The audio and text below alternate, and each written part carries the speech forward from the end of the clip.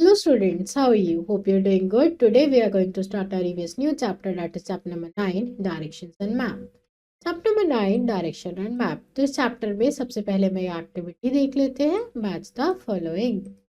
सबसे पहले PO stands for post office, then this is forest, and this is capital of country, this is telephone office, and this is sign for church. Fine. Now map.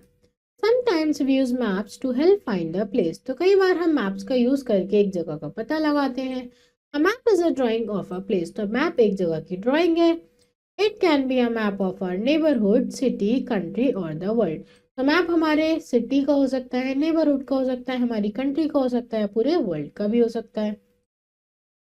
Maps give detail information about an area. तो map से हमें एक area के बारे में detail information मिलती है.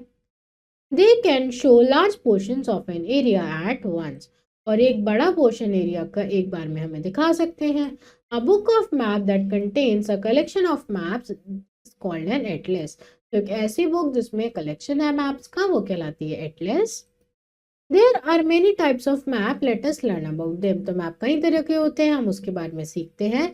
सबसे पहला है पॉलिटिकल मैप. तो political map shows us the states, countries, continents and their boundaries. तो पॉलिटिकल मैप हमें स्टेट, कंट्रीज और उनकी बाउंड्रीज के बारे में बताता है. फिर आते हैं physical map. Tell about physical features such as landform and water body. तो हमें फिजिकल फीचर जैसे कि लैंडफॉर्म क्या है, वहाँ की प्लेन है, हिल्स है, माउंटेन्स है और वाटर बॉडीज के बारे में बताता है. A thematic map shows us the distribution of specific features such as rainfall, population, etc. तो इस मैप में हमें स्पेसिफिक करेक्टरिस्टिक पता चलता है, किस जगह पे क्या टेम्परेचर है, कितनी रेनफॉल है, कितनी स्नोफॉल है. फाइन. नेक्स्ट आता है हमारा landmarks. Landmarks are important points of reference that help us to locate places.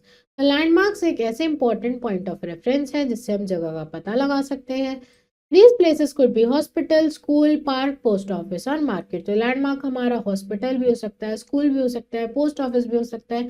जैसे कि अगर आपके आसपास कोई स्कूल है तो आपका लैंडमार्क क्या होगा, वो school. Fine. Next is colours. Different colours are use to show various landforms on map. तो अलग अलग कलर्स का यूज करके हम अलग अलग लैंडफॉर्म्स के बारे में बताते हैं मैप पे. The plateaus are shown in yellow. Plateaus को हम येलो कलर से दिखाते हैं. Water bodies such as ocean, rivers, seas and lakes are shown in blue. तो water bodies को हम blue कलर से दिखाते हैं. Mountains are shown in brown. Mountain को हम brown कलर से दिखाते हैं. Forest, park और areas of greenery are shown in green. तो forest, park और बाकी ऐसे areas जहाँ greenery होती है वो green कलर से दिखाए जाते हैं. Buildings are shown in grey और black. buildings को हम grey या black कलर से दिखाते हैं. उसके बाद लेजेंड और की.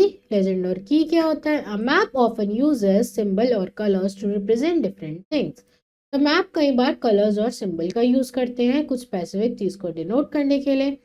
तो लेजेंड और की explains what these symbols and colour mean. तो एक लेजेंड या की हमें बताता है कि यह सिंबल या कलर का क्या मीनिंग है. जैसे कि इंटरनेशनल बाउंड्री को हम दिखाते हैं ऐसे, स्टेट बाउंड्री को हम दिखाते हैं ऐसे डॉटेड लाइन से, फिर मेटालिक रोड को हम दिखाते हैं डबल पैरेलल लाइन से, फिर ये डैम का sign, well and tank, stream ऐसे टेम्पल, चर्च, मॉस्क्यू. फिर आता है हमारा unmetalled road, bridge, railway line. फिर फॉरेस्ट को हम ऐसे शो करते हैं, कैपिटल सिटी को हम इस साइन से शो करते हैं, पोस्ट ऑफिस के लिए हम PO यूज करते हैं, टेलीफोन ऑफिस के लिए TO, पुलिस स्टेशन के लिए PS और रेस्ट हाउस के लिए RH. Fine. For example, two straight lines represent a metal road, a broken line represents state boundary, a dotted in a circle represent a capital city, etc. तो मैंने भी आपको ऊपर टेबल में पढ़ाया था कि इन सिंबल्स का क्या मतलब होता है. Once we know the meaning of these signs, it's become easy to understand the map. एक बार हमें इन साइन का मतलब पता चलता है तो हम मैप को इजीली पढ़ सकते हैं. Next is directions. It is easy to reach places that are known to us. तो हम ऐसी जगह आसानी से जा सकते हैं जो हमें पता है. But to reach an unknown place, we always need to know the direction. पर एक ऐसी जगह जाने के लिए जहां हम कभी गए नहीं है, हमारे लिए अननोन है, हमें डायरेक्शंस पता होनी चाहिए. If we do not know correct directions, we will not able to reach the place. अगर हमें करेक्ट डायरेक्शन नहीं पता होगी तो हम अपने जगह पर ठीक से नहीं पहुंच पाएंगे. Early humans used to find directions with the help of the sun. और पहले के टाइम में लोग डायरेक्शन सन की डायरेक्शन से फाइंड करते थे. तो देयर आर 4 मेन डायरेक्शन। तो डायरेक्शन 4 तरह की होती है, north, south, east and west. और इन डायरेक्शंस को बोलते हैं हम cardinal directions. There are also 4 sub direction between these 4 main direction। अब इन मेन डायरेक्शंस के बीच में भी कुछ सब डायरेक्शंस होती हैं, जैसे कि साउथ ईस्ट, जिसको हम एसी से रिप्रेजेंट करते हैं। ऐसी होती है हमारी south west, then north west and then north east. Fine, आपको यहाँ दिखाया भी हुआ है कि आपका नॉर्थ, ईस्ट, साउथ, वेस्ट और इनके बीच की डायरेक्शन नॉर्थ और ईस्ट की डायरेक्शन नॉर्थ वेस्ट, फिर ईस्ट और साउथ के बीच की direction south east. Like this it works. A compass is an instrument that help us to find direction। तो compass एक ऐसा इंस्ट्रूमेंट है जिसकी हेल्प से हम डायरेक्शन फाइंड कर सकते हैं। A compass has a needle that always point towards the north। तो कंपास के ऊपर एक ऐसी निडल होती है जो हमेशा नॉर्थ में पॉइंट करती है। Now scale, अब हम बात कर लेते हैं मैप पर। स्केल का क्या सिग्निफिकेंस है? Map depicts an area that is very large on land. तो मैप में हमें एक ऐसा एरिया दिखते हैं जो असल लाइफ में तो मैप पर हम एक ऐसा एरिया देखते हैं जो रियल लाइफ में बहुत बड़ा होता है। Therefore, it is not possible to show the size of each country and city of the earth on the map। इसलिए हर कंट्री और सिटी का एरिया मैप पे दिखाना हमारे लिए पॉसिबल नहीं होगा।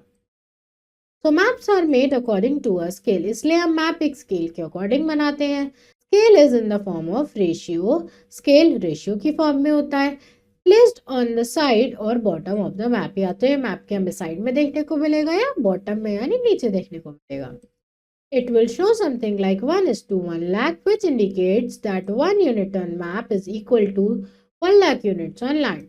यानी जब आपको कोई ऐसा रेशियो देखने को मिले तो आप क्या पता लगा सकते हो कि यानी कि मैप में एक यूनिट रियल में उस लैंड की 1 लाख यूनिट्स के इक्वल है।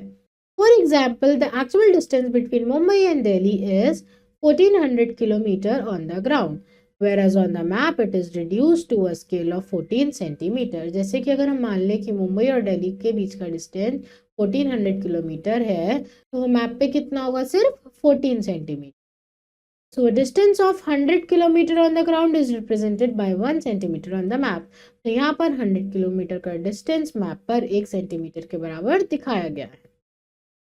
A map that is drawn without a scale is known as sketch। तो ऐसा मैप जो हम स्केल के बिना बनाते हैं वो कहलाता है sketch। Now exercise, east, west, north and south are sub direction, cardinal direction या none? तो answer is cardinal direction। A book of map is called an atlas, album या almanac? तो answer is atlas।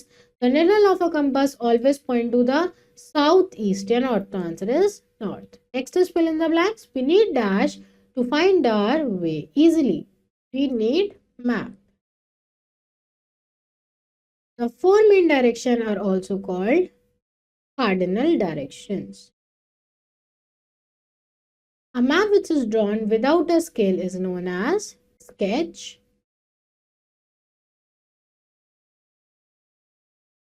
Dash are important points of reference that help us to locate places। The answer is landmarks। A dash map shows us the state, countries, continents and their boundaries। The answer is political map।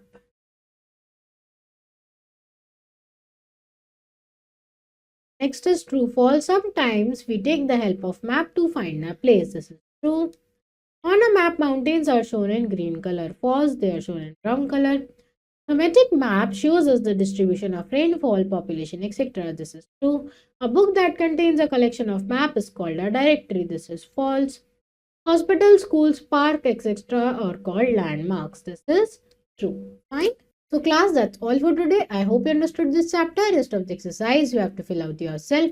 And now we will meet in our next video. Thank you everyone.